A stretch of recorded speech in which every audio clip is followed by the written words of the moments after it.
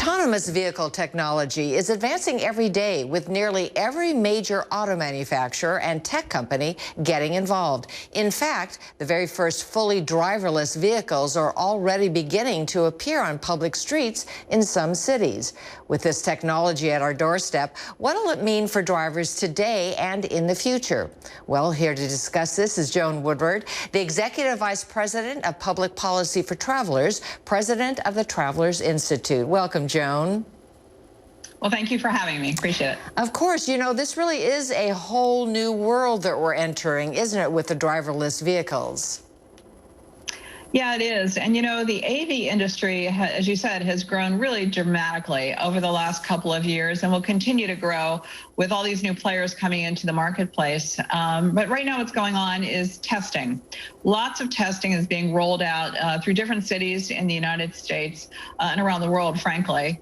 And this testing is really critically important to understanding how this technology is going to work. How we as citizens are going to work with it is even more important, which raises some other questions around kind of regulation of them, the safety of them, which we're really focused on, and then the insurability. What's the insurance marketplace going to look like for AVs going forward? So it's a really exciting time, I think, for the industry. It is, and you bring up 2 points that jump out right at me, which are, of course, safety and insurance. So how are you sort of deciding that the safety factors are implemented in something that is still so brand new and exotic? Yeah, and this is a critically important component to AVs. I mean, we really do think ultimately it will benefit society by reducing the number of crashes and fatalities we see. Look, right now, 94% of all crashes are because of human error. And so if you think about taking out the human decision-making component and think about the distracted driving driver who's eating, walking down, driving down the road, or putting on makeup, or, shopping. We found that a traveler survey that people are actually buying things while they're driving, pulling the trigger on a purchase. And so you take out that human error, 94% of crashes that are caused by that. We really feel there's great hope for society and in potentially safer roadways, less fatalities, and that's really the goal of all of us. Yeah, that certainly sounds intriguing and very hopeful. But what about the insurance element? How are the insurance agencies dealing with this new concept?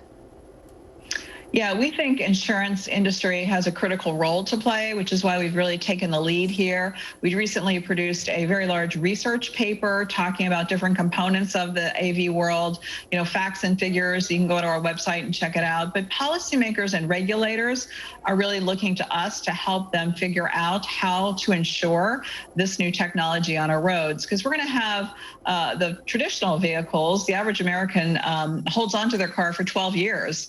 So we're going to have this messy middle where you have the regular cars driving down the road alongside autonomous vehicles.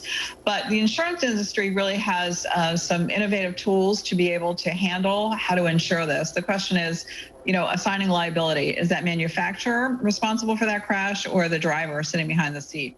Yeah, that obviously is a huge question, and have you addressed that? I mean, in a driverless vehicle, who is liable and who is at fault?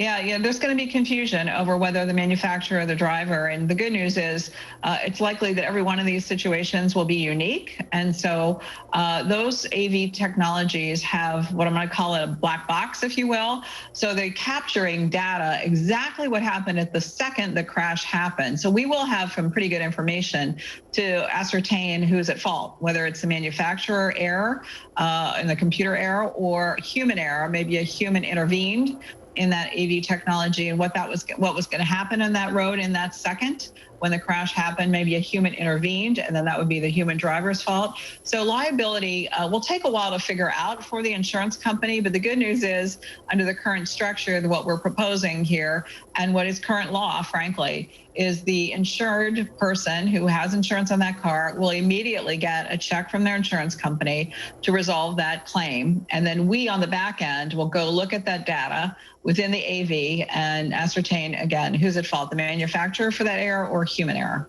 Interesting. Well, you said that most people hold on to cars for 12 years. So looking forward, what do you project as far as seeing more driverless vehicles than the traditional vehicle on the road?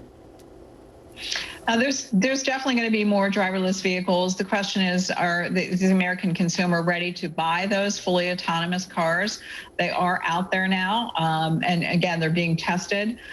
Regulations, roadway improvements. So think about smart roads, smart bridges, smart pedestrian crosswalks, and again, having more upgraded systems for that AV technology to work more smoothly would be desirable. So perhaps in this new administration, we're going to see a focus on infrastructure investment going forward.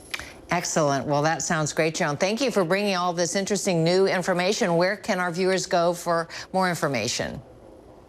Yeah, to look at our research report and view some other interesting facts around AVs, they could go to travelersinstitute.org.